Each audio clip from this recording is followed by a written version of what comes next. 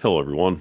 Welcome to the Power Man Podcast. My name is Rory Paquette. I know you know that already, but folks, I just love to say that, hear it out loud, because it reminds me to be grateful for the fact that I get to sit in this chair and I get to talk to all of you on now a daily basis.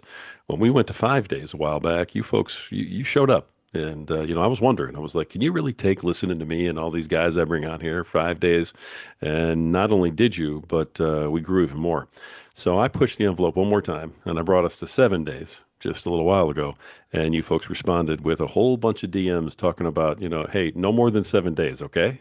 So I promise we won't drop daily episodes more than 7 days in a week. You guys have my word. We're going to be okay right there. But thank you so much, all of you, for the DMs and the shares and the subscribes. The growth's been insane. And I wouldn't be able to sit here doing what I'm doing if you're not out there doing what you're doing. So bless all of you. Folks, now, if you're a friend of the program, I know you know what's coming, and we do need to pay a couple of bills. So let me take a sip of my preferred beverage. Mm.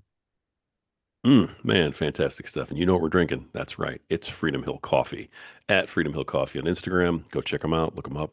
Deep, dark, rich, bold, and beautiful. Just like my wife.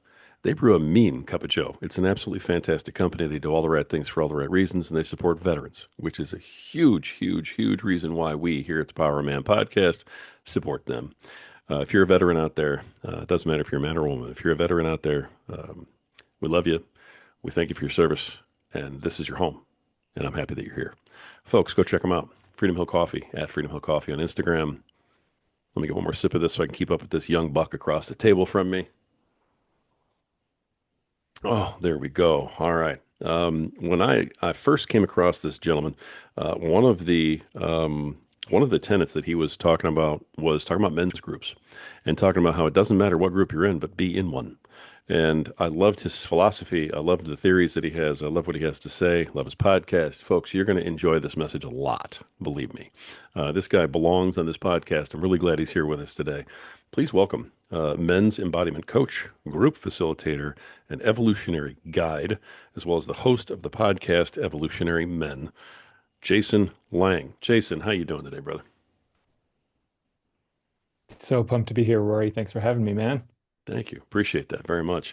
I know we have a lot to talk about. We got a lot to get to. Before we roll into all that, give everybody an idea who is Jason. What are you about? What brings you here today, brother? Yeah, well, you've already kind of hit the nail on the head. My mission in the world is I think every man should be in a men's group. And it's really born out of my own journey as a man, having now been sitting in circles for about 20 years. And it really started because, every man's on a unique journey. Mine was what led me to men's work and men's groups. And, I'm a white guy raised in the lower middle class of the Midwest in the 80s and 90s. A lot of my basic security needs provided for me, but something I became very, something that became very apparent to me as I hit adolescence and beyond was my family had no capacity for emotional connection or physical connection and interiority.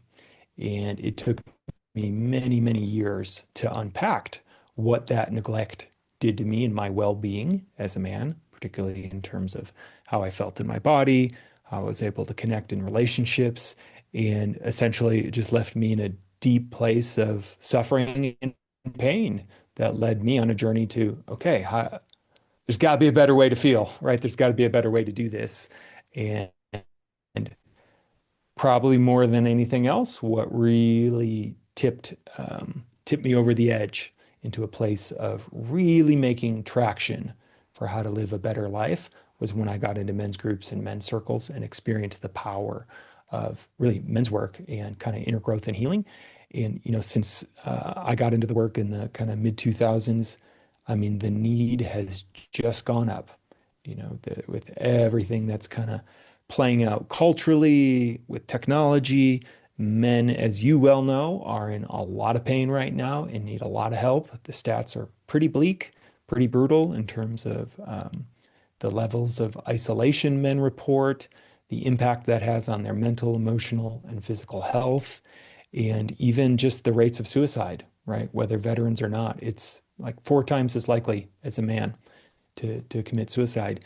And in my mind, and certainly what is now borne out in my experience and the work I lead other men in, is one of the best medicines for that is just deep, meaningful connection to other men. And without that, we suffer and we suffer deeply. Yeah, I could not agree with everything you said more than I do. It's when you first made the move to get into a men's group. We all have to make that first step. Was it something that gave you hesitancy or pause? Were you like, "Hey, what am I getting into?" Or were you, well versed and kind of jumping in? I didn't really know what I was getting into. I was in my mid 20s and it was all kind of new. And, at that point, really, if you said men's group, people would generally refer to either like AA type groups, recovery groups, or certain faith-based groups. And I hadn't quite experienced, men's work as a men's type group. So I got into it and I didn't really know what I was doing. I knew that I valued other men and that simultaneously part of me was pretty uncomfortable with other men. One thing I did notice, as I grew up and kind of became aware of some of the unique experiences I had was even in high school, let's say I had male friends. I've always been lucky. I've actually had good men around me, but I didn't necessarily know how to connect with them. And so I would see all my friends kind of horse playing and wrestling and just have like a level of closeness um, at just a physical basis that I did not. It was not a default in my nervous system at all. And it initially made me extremely uncomfortable. And getting into men's circles and men's groups was one of the places I started to kind of reformat that. And it was both scary and exciting for me as I stepped into those environments and realized maybe for the first place ever, this was a place where I couldn't hide. And guys would see my patterns, my wounding, and my protections in a sense, which is both terrifying, like I said, but ultimately quite engaging and exciting. And what helped open me up to, wow, okay, I don't have to do all this alone. And these guys, um, they love me, they care about me. And some of the biggest shifts and moves I made in my life were because of the circles I was sitting in that I'm pretty confident I wouldn't have made any other for any other reason. I was even at the time before my first men's circles, really, I was, and this is not a knock on it, but I was in therapy, I was doing talk therapy, and what I came to realize was my protection mechanisms were so sophisticated. I could sit across from my therapist and kind of really, in a way, talk around vulnerability. Like I knew how to far to take it to, make them think I was opening or something like that. But part of what blew me away about men's group is, it's partly a dosage thing. You know, Groups can range in size, but let's say you got six, seven, eight other men. That's that many guys who have their eyes on you. And all it takes is one man whose, tuning fork is a little different to catch something else going on in your nervous system. Or everyone's like, oh, he seems fine. But one guy, even just one guy's like, I don't know. There's something about you, the way they said that I'm curious, like what's going on under that? And then boom, it's like, oh, yeah, you're right. I'm totally terrified or I'm totally scared to share this or whatever. And that was a really significant piece of group for me that I was like, oh, I can't fool eight other guys. It's just, it doesn't happen. That level of presence and attention forces things to be seen that sometimes I was reluctant to. And, again, that might sound intimidating, but ultimately, I think it's something so many men are actually deeply craving to be known, seen, and acknowledged for who they are, and to be, as I call it, to experience the spinach in the teeth moment of, wow, here's another man who cares about me so much, he's going to point out when I have spinach in my teeth, meaning there's something about my present moment that is not optimal in a sense, but he's like calling me forward, right? Like, hey man, I see this is happening for you. Are you aware of that? And it's like, oh wow, no. And uh, I really think that's something most men don't even realize they're aching for, which is, to put it a little more bluntly, like someone who loves them enough to call them on their bullshit, whether it's how they're showing up in work and their family, with their kids, with their own health. and not in a shameful, knocking you down way, but in a, man, I know your heart. I know who you are. I know your soul. I've spent time with you, and you're not hitting your potential, and it hurts to see you in pain. So I'm bringing this forward out of love. And as I've continued to experience that over the years and had opportunities gotten to bring that to other men, it's really quite profound what kind of bonding and connection that creates. That's amazing. You unpacked so much just now, brother. Let me go back and pick out a couple of little pieces. First of all, you mentioned being closed off and incapable of emotion and things like that. The very often when men find themselves in this position, we blame ourselves as if there's something wrong with us. And also very often we have spouses who blame us and inform us that there's something wrong with us. I think the fact of the matter that gets lost a Yeah. lot is that we are all products of our upbringing in a lot of ways also. And especially men who are, and you're younger than I am, but we're still, within, a decade or two of each other. But we kind of had that, with parents that were Uh-huh. standoffish. They were, didn't really believe in hugs or, supportive language. It was just discipline, raise the kid. Mom's job maybe to give a hug, but not dad's, and that type of thing.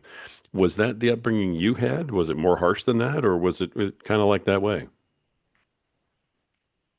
Yeah, it defaulted more to that. My mom's side of the family came from Germany and had this just very kind of keep it all inside, don't really express, don't share feelings, perform energy to it. My dad was a little softer, but he didn't have a whole lot of capacity.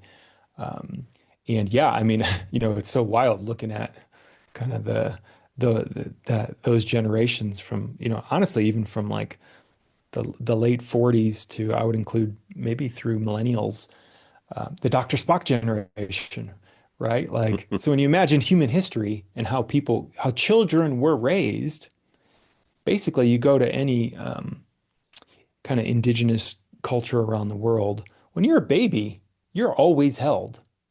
There's no crib. Somebody is with you, holding you all the time. It's not necessarily mom or dad. You have aunts and uncles and family and people around, but someone is always with the kid. And this whole kind of, particularly in America, this post-industrial suburban nuclear family thing, which was just invented, like they literally just created it out of nowhere. And then all this kind of strange Western psychology that came in where I don't know if you were part of this, but many generations were raised with just leave them in the crib and let them cry it out. What was the actual how kids were taught to regulate themselves? And there is nothing natural about that. So there's a whole generation of men and women that were just experiencing that for one. And then two, you're pointing to something deeper, which is this more cultural phenomenon we call the man box, right? Which is this idea, they call it the man box because it's basically a box that you're either inside or out. And to be inside of it, you have to check certain attributes as to what it means to be a man. And our culture has some pretty strong ones, right? Which is number one, being a man, being masculine is being invulnerable. It's not sharing weakness. It's not emoting too much. It's definitely not asking for help. And this just goes on and on and on into these deep things. And essentially, if you don't check those boxes, you're not considered a man. And so there's this kind of pressure of how we're supposed to be as men that is actually extremely damaging to us. And it's interesting, right? I came across this piece of research maybe a year or two ago that really broke this down, where these sociologists were interviewing people, both men and women. And this is what's really interesting. So they polled both men and women about, okay, what marks these two transitions? The transition from being a girl to a woman and from being a boy to a man. And this isn't right or wrong, but again, I'm just showing what's in the culture here. Both men and women reported back similarly that when it comes to girls being seen as women, mostly what we say has to do with that is biological. They've developed, they have a cycle, their body has changed, right? They're actually in their womanhood. And so these are physical attributes. Oh, she's a woman now, right? Right. She's not a girl anymore. Yeah. But when it came to boys to men, it was not based on biology. It was based on cultural expectation of how are they showing up and behaving, meaning you could have a fully mature in his body 25-year-old man, but he's still considered a boy in his culture, his tribe, his family, etc., because he's failed to launch or whatever. And I think that just ties into, again, some of these expectations we have as men. And what is so damaging, particularly for us guys, is like you said, I think us in particular, we are not taught from a very early age what it means to be in our bodies and what it means to connect to our emotions. So from the earliest age, right, we still see this today, and it's kind of brutal. It's changing, but you know, little girl falls down, little boy falls down, little girl, oh, how you doing? Are you okay? Da, da, da. Little boy falls down. You're fine. Get up. You're tough, right? That feeling you're having in your body, override it with your head. Be tough.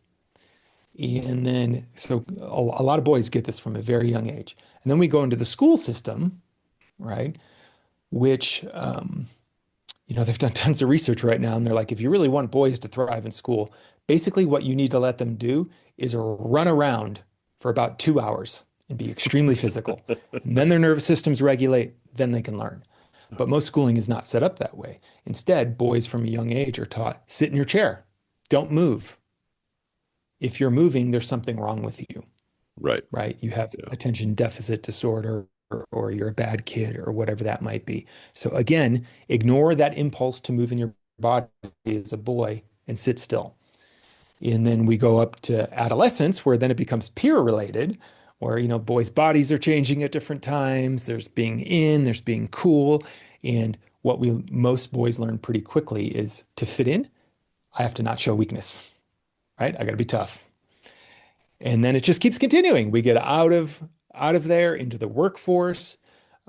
What do men tend to get rewarded for and be valued for? Oh my God, yeah, he works like 60 hours a week. He's such an incredible worker. He just shows up, he grinds, he pushes himself. Ignore your body. Push, push, push. So just at all kinds of levels, from a young age, men and boys in particular are taught to be and actually rewarded for being disembodied, for not being connected to our bodies. And in the work I do, and I'm intuiting you're in line with this, emotions, lo and behold, start as physical sensations in our bodies. And so if we're not in our bodies, guess what? It's very hard for us to tune into our emotional state. And because we often don't receive training on what that is, what I have seen is what happens with most men is we step into the world, and no one has taught us to identify what we're feeling in our bodies or our emotional selves. So we don't even know how to identify it, let alone how to name it, express it, and what to do with it. So all this stuff's happening inside of us. We don't have a way to put language around it or share it or express it. People then get mad at us, including sometimes our spouses, of like, what are you feeling? I don't feel Right. you, right? So many men get that, and it drives us often crazy. We're like, what do you mean? Because the language we were given was the range of good, bad, and fine. It's like, that was all I could do for about 10 years. People, I don't know, I'm fine. What do you mean? It took me a long time to build the capacity to actually be able to differentiate what was happening inside myself. But then, since we can't identify it, we don't know what it is, things happen to us. Life is stressful, right? We have dysregulating emotions or feelings in our body. No one has taught us how to identify them, what to do with them. So, what do? We turn to the medicines that are acceptable in our culture as men. We drink, we smoke, we try to have sex, we use porn, we overwork. We turn to things outside of ourselves to try to deal with that dysregulated inner state, which might provide some temporary relief, but almost never gets to the crux of it. So as our lives progress, we accumulate more and more of this emotional debt in our bodies that in particular, I'm mid 40s now, and I work with a lot of guys older than me. And, it's around that middle age that, I like to say a lot of, Men, we kind of come in with a preloaded debit card of a certain amount of energy and chi, and we're just punching it for that first, 30, 35 years, late nights, more coffee, partying, whatever. I'm just gonna boom. You kind of start to hit your 40s and definitely your 50s. It's like, nope, that's going to catch up to you. There's not unlimited energy there. And vitality and energy management becomes a huge thing for most men I know when they, as they get older, whether they have kids or family or whatnot. And again, to kind of tie it all together, all of that unprocessed emotional stuff inside of us takes metabolic resource.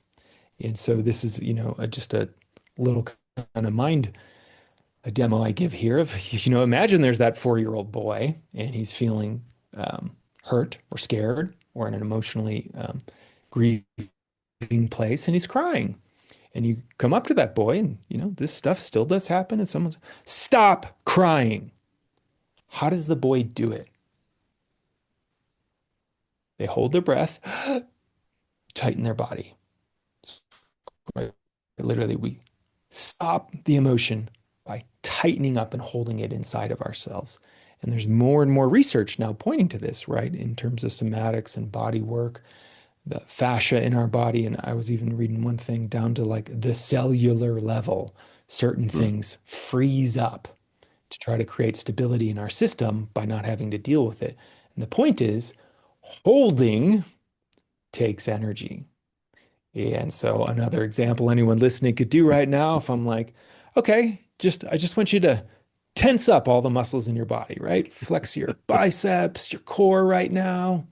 And it's like, okay, that's not too bad. But now hold this for the next hour. It gets very fatiguing, extremely fast.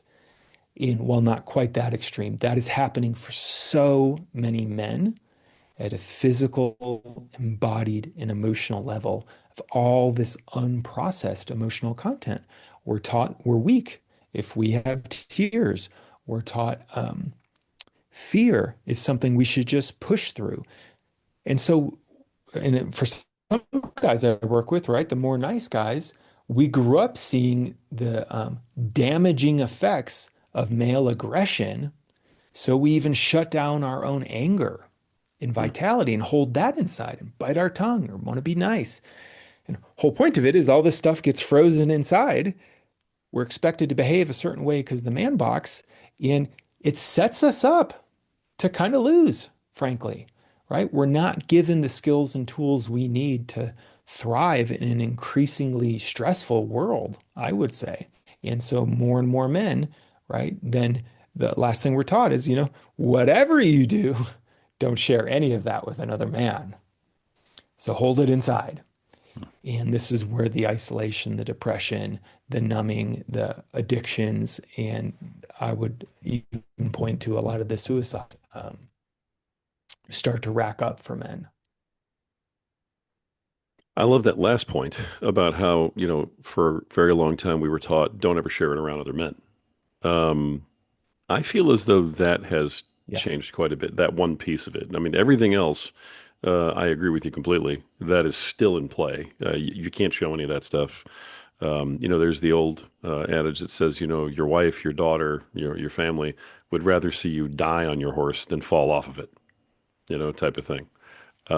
I've never been a big Yeah. proponent of sharing emotions like that, you know, letting the family see you weak type of thing. But that's because I've always been a proponent of men's groups. And, that's where you let your emotions out is actually with your men's group, where it's safe, where you have a Mhm. brotherhood type of thing. Um, Now, I know that you're in favor of the men's group, and I'm always open to another opinion, which is another reason why I love having conversations like this. What's your feeling on that in terms of men opening up more with spouses, with family, with that type of thing? At least in terms of maybe things they're worried about, they're stressed about, Yeah. that kind of deal. It's a great nuanced question because where men do sometimes get into trouble, right? They hear about vulnerability is good, you got to share more, and my wife wants to feel me more. Um, they'll do that, but without the context of other men around them. And just particularly when it comes to spouses, I think this is a big deal.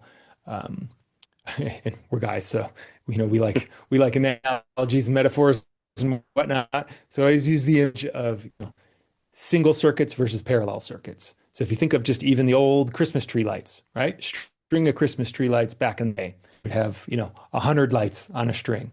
If one bulb went out, whole string goes dead, right? It's all flowing Right. through single point connections. And the problem, partly created by this man box, a lot of men have is because we're taught from a young age, don't ever share this stuff with other men. And for some guys, it's quite visceral because they were hurt, they were bullied, they were mocked, they were ostracized for showing any kind of vulnerability, difference, or weakness. What it does is for a lot of guys, it ends up putting them in a place where the only place they feel comfortable sharing anything emotional or tender is with their significant other.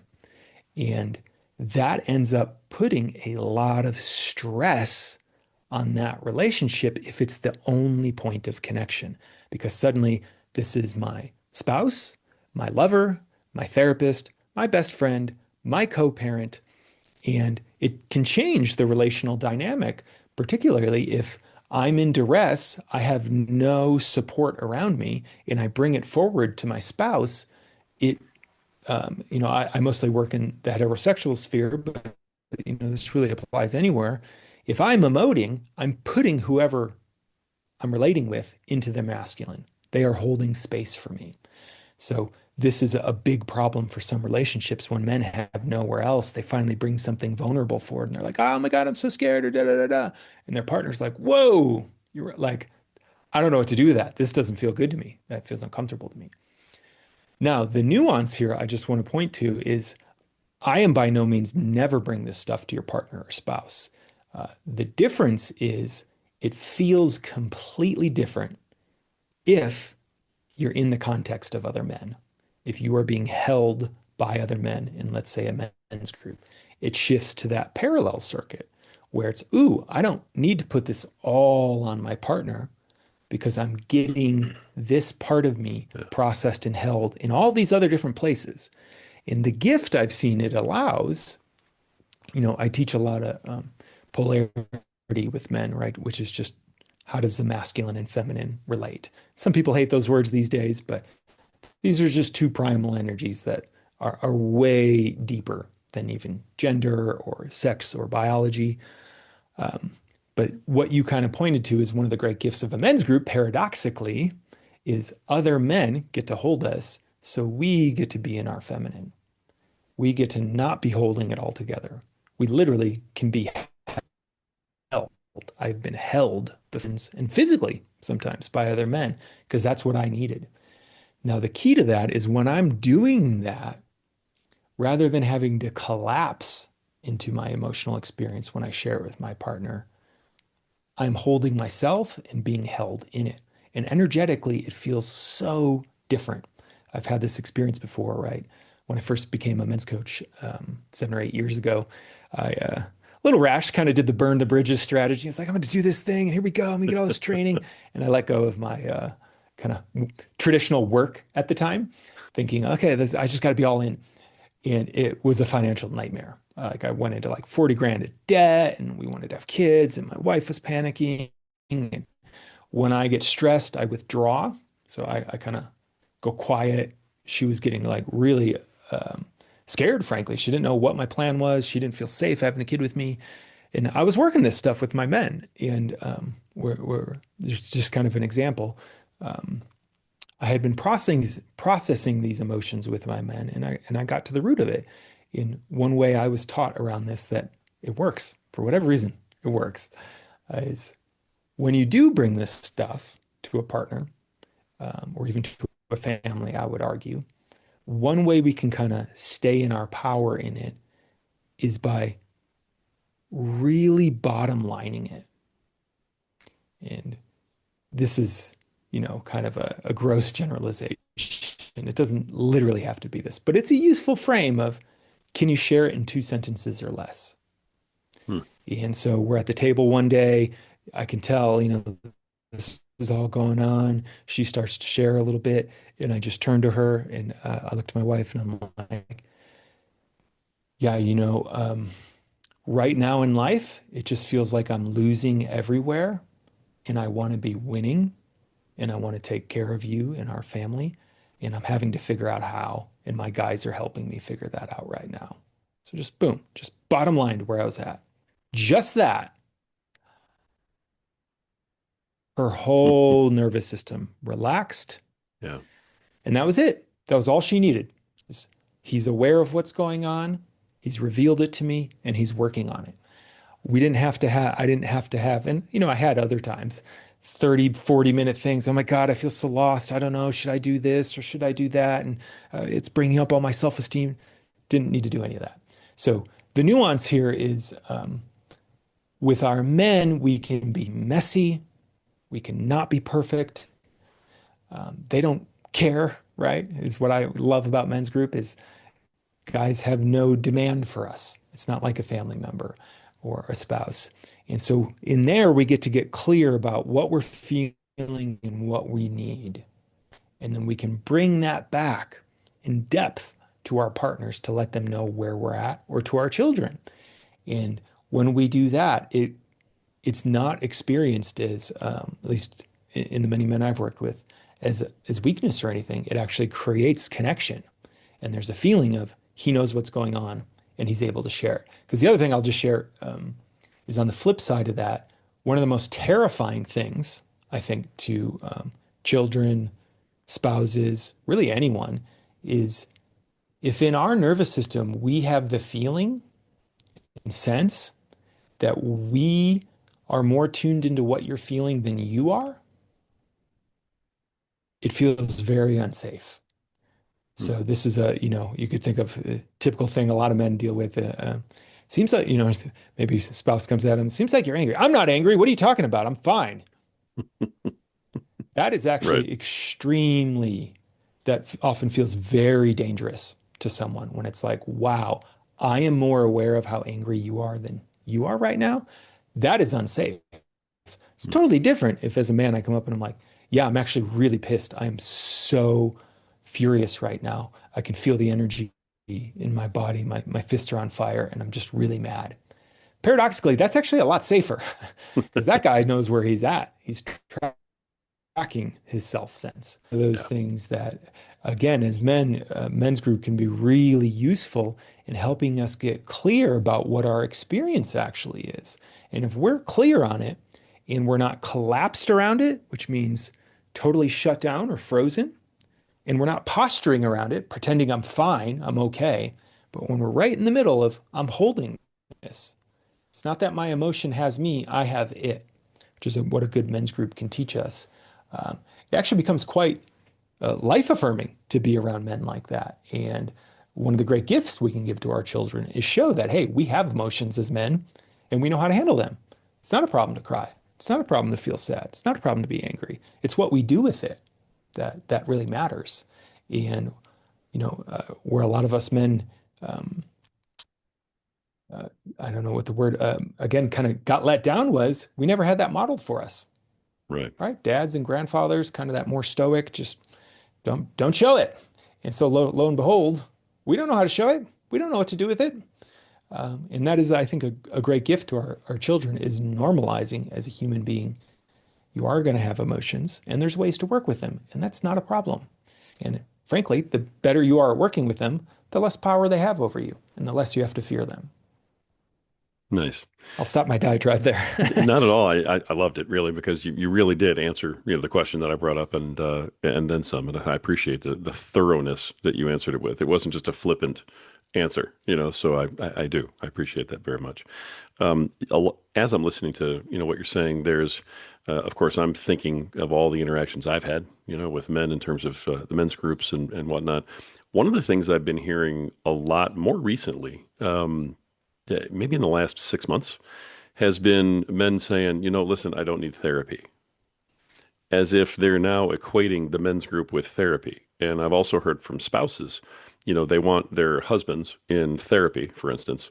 And they're like, no, you need to get help. You need to get therapy. And then even the wives are backing into it and saying, at least get into some kind of support group for men or something and get in touch with your emotions. Now, on one hand, it's great to hear that the spouses are open to the alternative of the men's group.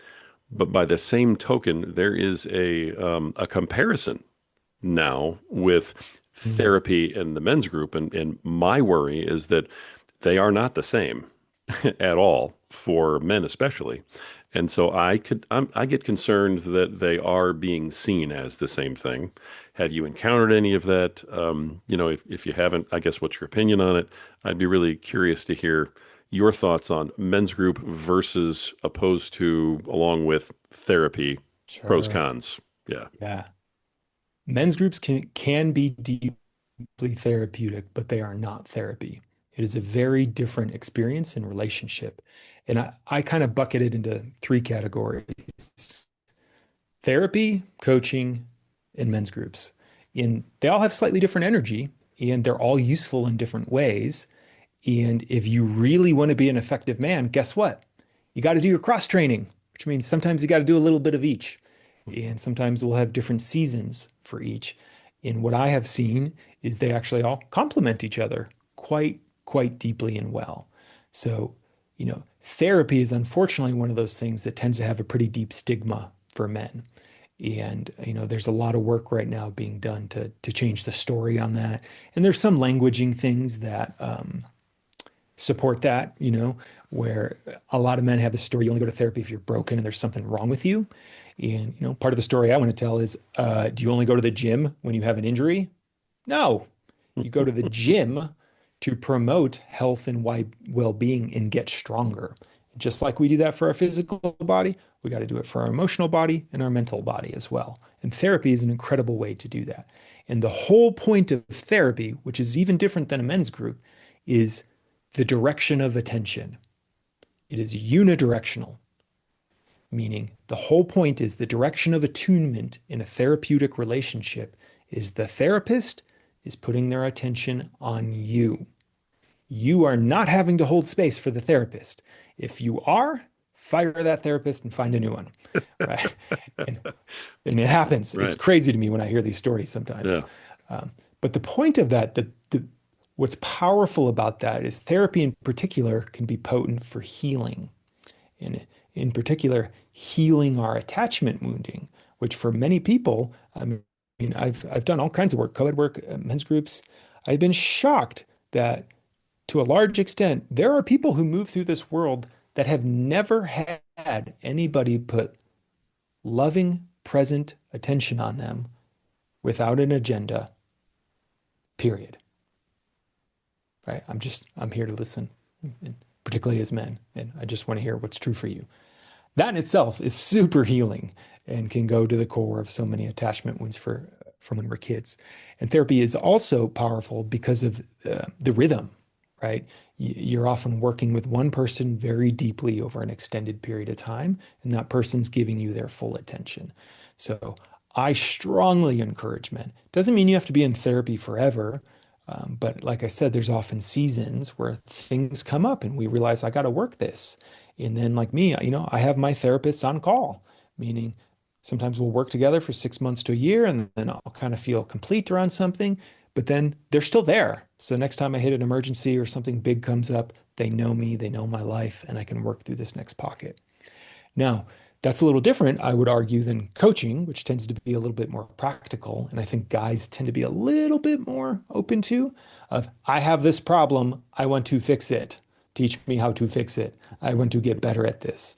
Right. So coaching tends to be a little bit more practical and forward facing in terms of, okay, you want to get from here to here. Let's figure that out. Whereas, again, these are generalizations. Therapy tends to be about, okay, what happened back then that's preventing you from being able to do the work to get from here to there, Right. right? Like these old injuries or traumas or whatever that might be. And that's also very valuable. Men's groups are unique and different because the attunement is peer based. Now, I lead men's groups, but I'm particularly passionate about the most profound ones are when they're peer based, meaning we're just here with each other. Um, but the idea is sometimes I'm holding space for you, sometimes you're holding space for me. We are in a peer-based relationship. And what that allows for is a pretty profound type of healing that you can't necessarily do in the therapeutic setting or in the coaching setting. Because for men in particular, a lot of the wounding we carry is from socialization with other men, particularly in that 8 to 18-year-old time. All kinds of stuff happens and all kinds of stories get formed and patterns get formed in us based on our relationships with other men. And there are some men I work with, right, that literally just coming and sitting in a circle with other men is extremely edgy for their nervous systems because being in the room with that many men before in their life was dangerous. And but it can then become a profound healing because of that when we get to rewrite those stories. So they all have different gifts and purposes, and I don't think you can replace them. I will say, I think part of the energy behind men's groups right now is, again, there was just this brutal stat that came out of a study about suicides up in Canada. And what they had found for men was, I think it was over 60% of men who ended up committing suicide or attempted to had actually reached out to some kind of mental health professional. So it's not the story even I was thinking that, oh, these guys Yeah. just, they don't even ask for help. It was they did ask for help, but something about the help they were offered didn't quite hit them in the place they needed it.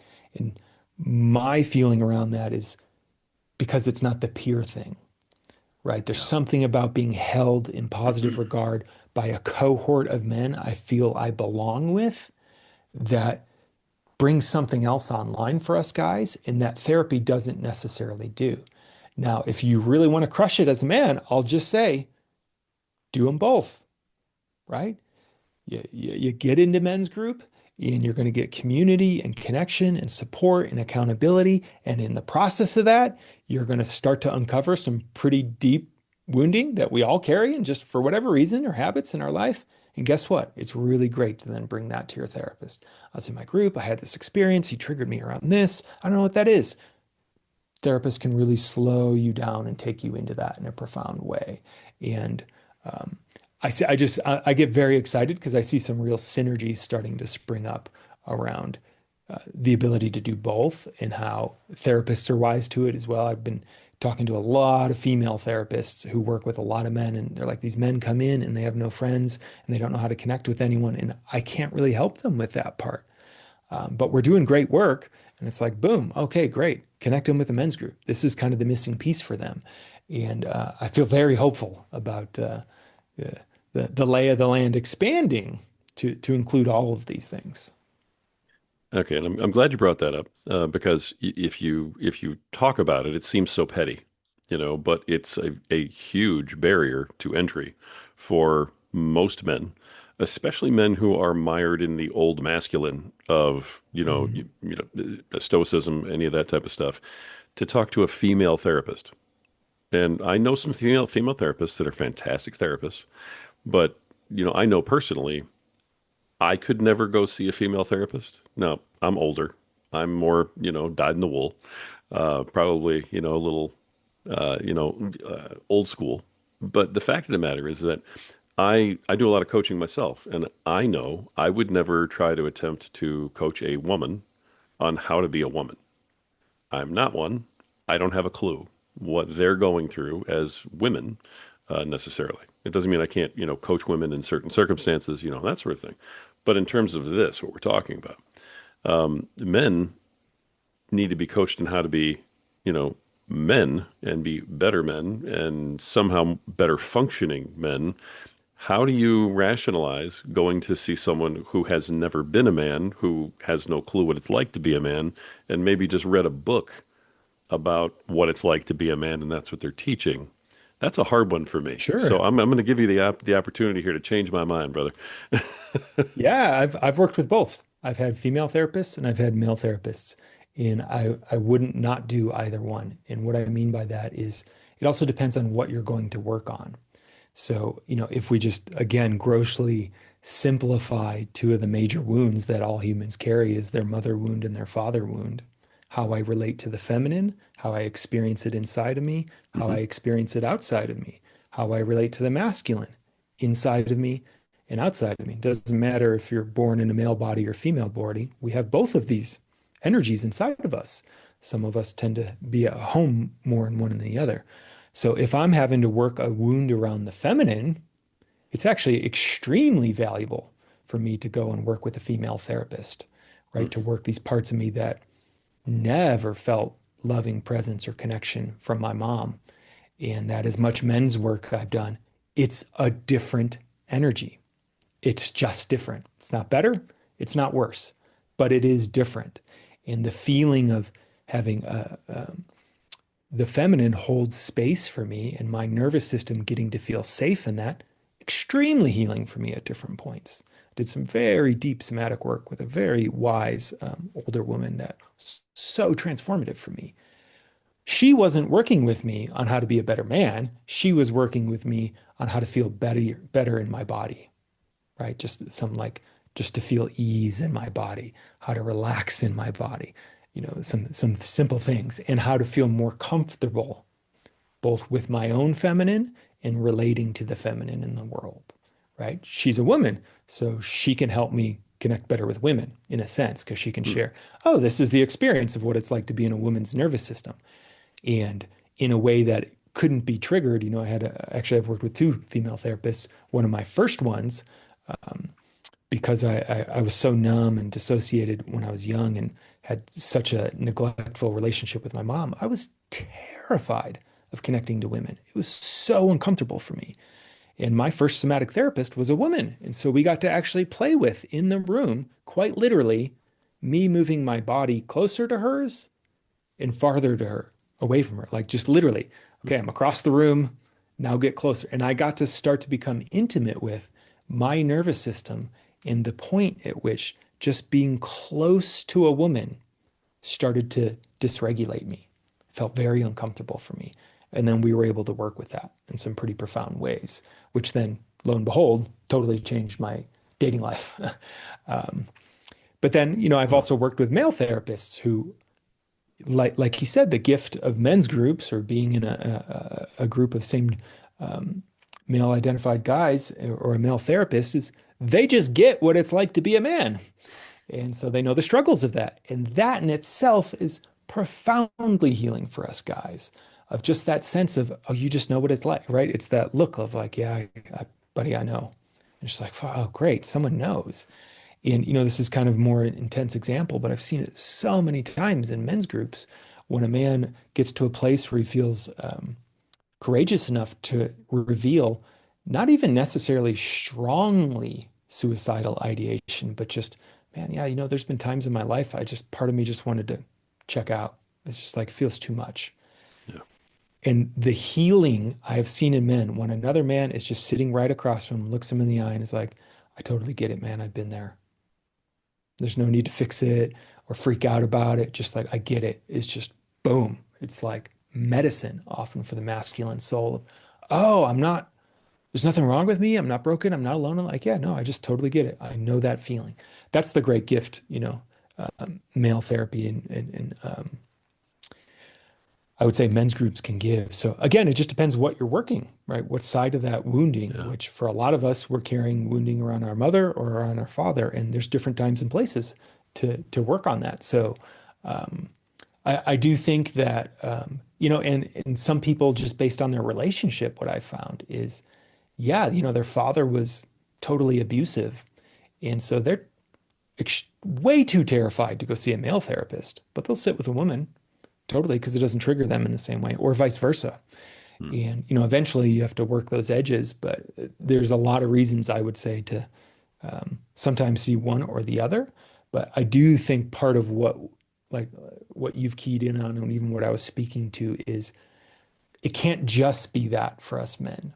We need to be held in connection and loving presence by the masculine as well at some point. And it's just different, right? What that experience is like feels different for us. And if we've only worked with women our whole life, we're going to encourage you to, cross that threshold and work with a male therapist or come to a men's group and start to heal that side of things as well. Yeah. I love your answer to that question. And, one thing that I've learned about myself is I don't know everything. So I love, Sure. getting a different perspective. And I really do appreciate you bringing that here today the way you have. In the interest of time, we kind of need to start wrapping things up, but I don't want to skip over anything that you've got to offer. I mean, you are a professional advocate for men's groups, brother. I mean, you are very well read and educated on this. I'm incredibly impressed with everything you've brought here today. Um, how do people reach you if you're someone they want to work with? What do you offer them? Do a little self promotion for a minute. Yeah, easiest way to keep up with me is to go to my website, evolutionary.men. And so it's not .com, but .men. And you can see, my podcast, my writings, appearances on other podcasts, and all the programs I offer. And I do offer a couple different ways to get involved. Basically, everything I do now, other than private coaching, which honestly I don't even love nearly as much as men's groups. I'm just always encouraging guys to get into a group as well, is around different flavors of men's groups. So I have a men's group for men who want to get better at leading an intimate relationship, whether they're dating or already married, and really want to bring that part of themselves forward, really develop their inner masculine. I have men's groups for guys who want to do the deep emotional healing work that I call shadow work, which is the like, let's get to the right to the core of those wounds you've been carrying often since you were a kid that every day are impacting your behavior that you sometimes feel like you have no control over. So I have shadow work men's groups. Um, I do live retreats for men. And then I do have just what I call the men's group experience, which is you're like, okay, I want to give this a whirl. And it's a 12-week journey where I give you the structure to go through with 5 other guys, a pretty profound and connecting experience. So you can walk out having tasted what it's like to be in a men's group. And then you can either continue with that group, or I also then give you kind of the pathway for starting a group. So not only am I very passionate about getting guys into groups, I'm extremely passionate about helping men lead them. Because as I think I mean, talking to the choir here, we just can't do this fast enough. I mean, the Right. need is so high in terms of this gap for men right now. And I literally hit a point, maybe a year ago, where I was like, I have no more time to lead groups and still be able to be present for my family sometimes. So I got to start like training guys on how to do that. And men's group experience is a gateway to that as well.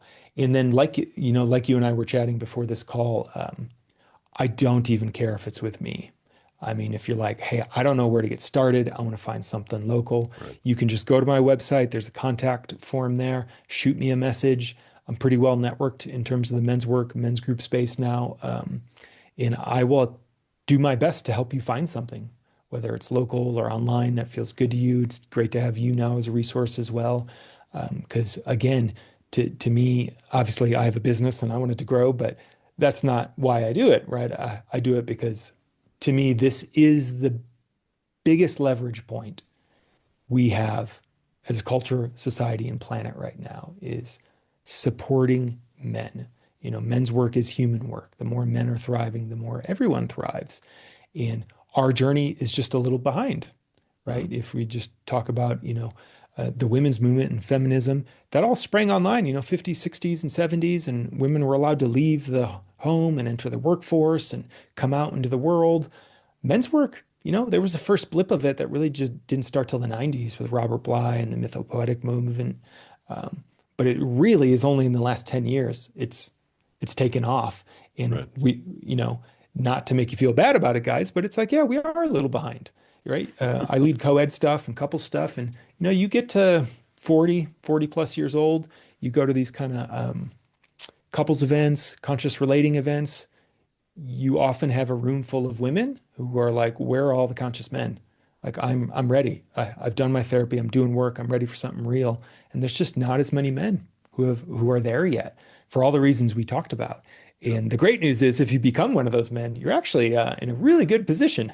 You're a rare, rare thing, a conscious man that's taking responsibility for his healing at Yeah. this point. And so, yeah, I'm just super passionate. So I'll help you find something, whether you want to work with me or not, just reach out and help spread the word. Great. Great. No, I love it. You deserved a little personal promotion after, everything you put out there today. So I'm glad you did that. And that would have been a great way to end, but I just want to make sure that we're getting everything out, and we're getting all the good out of you today Sure. before we let you go. So let me just kind of end the way I like to end, and that is to give you the floor for a minute. You can go anywhere you want with this, but if there's anything we missed, if there's anything that we talked about you want to double down on, uh, maybe a last piece of advice for men, getting into groups, mindset, whatever comes to mind for you. I'm going to give you the floor for a couple minutes here and, go for it. Whatever you think you want to close with, brother. Yeah, I'll just end with this idea of, part of why I love a group and community and belonging is life gets a lot better. It doesn't necessarily get easier. And what I mean by that is all of us human beings, all of us men, life is going to hit you with hard things, unexpected things, stressful things, physical, emotional, relational, career. And what a men's group is it's a mechanism to help you deal with that, to help you come back and find your center in those tough times, or as I say sometimes, to support you when you're down and then to hold you accountable when there's that thing you want to move forward. And again, the reframe I think a lot of guys I want you to realize is you don't have to just come to a group because you're broken. You come to a group because you want to be more. You want to do more, love more, relate more, be more present for your kids, for your wife, kick ass in your career, whatever that might be. A group can really support you in doing that. And we are wired for this as guys. One last piece, cool thing I learned recently was, we've all heard of oxytocin, which is kind of the love hormone. It's for bonding. It's what makes us feel connected. Um, Turns out in the evolutionary chain, um, oxytocin and another hormone called vasopressin have an ancestor that's the same. And in male bodies, we actually have more receptors for vasopressin than oxytocin. And guess what activates vasopressin? The feeling of being connected and bonding. Hmm. Doing and moving through problems and hard things together.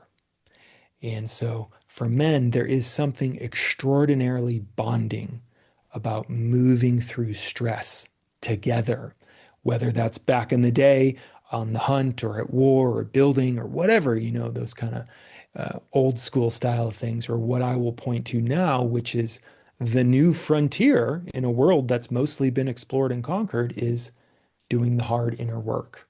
So, okay, I got my team of men behind me.